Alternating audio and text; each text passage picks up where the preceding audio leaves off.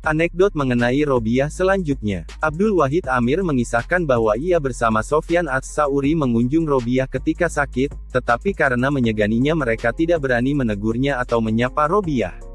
Engkaulah yang berkata, kataku kepada Sofyan. Jika engkau berdoa, Sofyan berkata kepada Robiah, niscaya penderitaanmu ini akan hilang. Robiah menjawab, tidak tahukah engkau siapa yang menghendaki aku menderita seperti ini? Bukankah Allah? Ya, Sofyan membenarkan. Betapa mungkin engkau mengetahui hal ini, menyuruhku untuk memohonkan hal yang bertentangan dengan kehendaknya. Bukankah tidak baik apabila kita menentang sahabat kita sendiri? Apakah yang engkau inginkan Robiah? Sofyan bertanya pula. Sofyan, engkau adalah seorang yang terpelajar, tetapi mengapa engkau bertanya, apakah yang engkau inginkan? Demi kebesaran Allah, Robiah berkata tandas, telah 12 tahun lamanya. Aku menginginkan buah korma segar. Engkau tentu tahu bahwa di kota Basrah buah korma sangat murah harganya, tetapi hingga saat ini aku tidak pernah memakannya. Aku ini hanyalah hambanya. Dan apakah hak seorang hamba untuk menginginkan sesuatu? Jika aku menginginkan sesuatu sedang Allah tidak menginginkannya, maka kafirlah aku. Engkau harus menginginkan segala sesuatu yang diinginkannya semata-mata agar engkau dapat menjadi hambanya yang sejati. Tetapi lain lagi persoalannya jika Tuhan sendiri memberikannya. Sofyan terdiam. Kemudian ia berkata kepada Robiah, karena aku tak dapat berbicara mengenai dirimu, maka engkaulah yang berbicara mengenai diriku. Engkau adalah manusia yang baik kecuali dalam satu hal, engkau mencintai dunia. Engkau pun suka membacakan hadits-hadits. Yang terakhir ini dikatakan Robiah dengan maksud bahwa membacakan hadits-hadits tersebut adalah suatu perbuatan mulia. Sofyan sangat tergugah hatinya dan berseru, ya Allah, kasihilah aku. Tetapi Robiah mencela, tidak malukah engkau mengharapkan kasih Allah sedang engkau sendiri tidak mengasihinya? Anekdot mengenai Robiah selanjutnya. Malik bin Dinar berkisah sebagai berikut, aku mengunjungi Robiah. Kusaksikan dia menggunakan gayung pecah untuk minum dan bersuci, sebuah tikar dan sebuah batu bata yang kadang-kadang dipergunakannya sebagai bantal. Menyaksikan semua itu hatiku menjadi sedih. Aku mempunyai teman-teman yang kaya, aku berkata kepada Robiah. Jika engkau menghendaki sesuatu akan kumintakan kepada mereka. Malik, engkau telah melakukan kesalahan yang besar, jawab Robiah. Bukankah yang menafkahi aku dan yang menafkahi mereka adalah satu? Ya, jawabku. Apakah yang menafkahi orang-orang miskin itu lupa kepada orang-orang miskin karena kemiskinan mereka? Dan apakah dia ingat kepada orang-orang kaya karena kekayaan mereka? Tanya Robiah. Tidak, jawabku. Jadi, Robiah meneruskan, karena dia mengetahui keadaanku, bagaimanakah aku harus mengingatkannya? Beginilah yang dikehendakinya, dan aku menghendaki seperti yang dikehendakinya. Anekdot mengenai Robiah selanjutnya. Pada suatu hari, Hasan al-Basri, Malik bin Dinar dan Syakik al-Balhi mengunjungi Robiah yang sedang terbaring dalam keadaan sakit. Seorang manusia tidak dapat dipercaya kata-katanya jika ia tidak tabah menanggung cambukan Allah, kata Hasan memulai pembicaraan. Kata-katamu itu berbau egoisme, Robiah membalas. Kemudian giliran Syakik untuk mencoba, seorang manusia tidak dapat dipercaya kata-katanya jika ia tidak bersyukur karena cambukan Allah. Ada yang lebih baik daripada itu, jawab Robiah.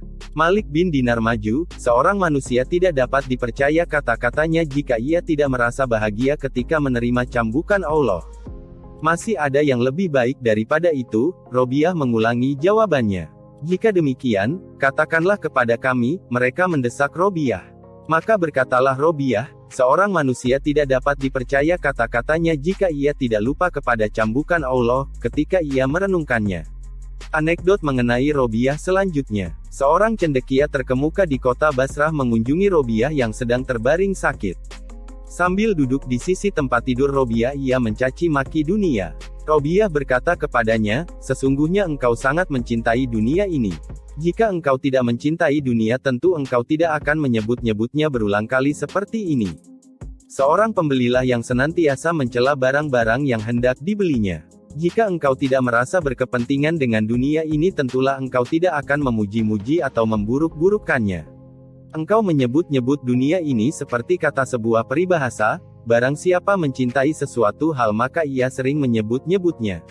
Anekdot mengenai Robiah selanjutnya. Ketika tiba saatnya Robiah harus meninggalkan dunia fana ini, orang-orang yang menungguinya meninggalkan kamarnya dan menutup pintu kamar itu dari luar. Setelah itu mereka mendengar suara yang berkata, "Wahai jiwa yang damai, kembalilah kepada Tuhanmu dengan berbahagia." Beberapa saat kemudian tak ada lagi suara yang terdengar dari kamar Robiah. Mereka lalu membuka pintu kamar itu dan mendapatkan Robiah telah berpulang. Setelah Robiah meninggal dunia, ada yang bertemu dengannya dalam sebuah mimpi.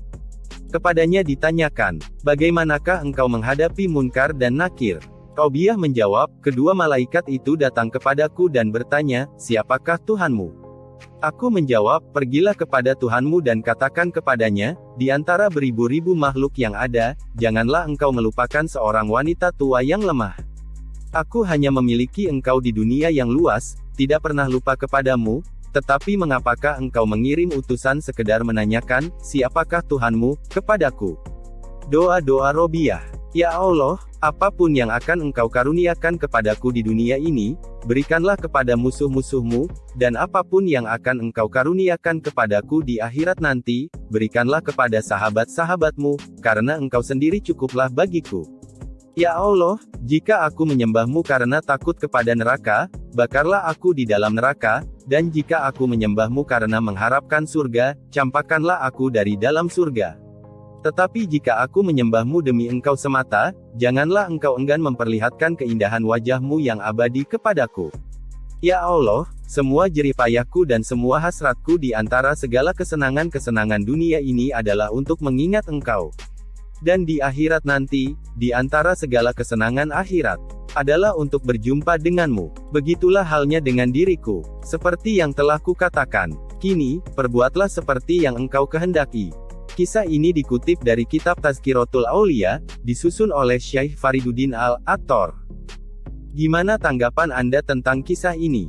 Oh ya, jangan lupa subscribe dan ketuk loncengnya, agar bisa mengikuti kisah-kisah update terbaru. Mudah-mudahan bisa menghidupkan hati yang mati dan menumbuh suburkan semangat untuk ibadah. Amin ya Allah.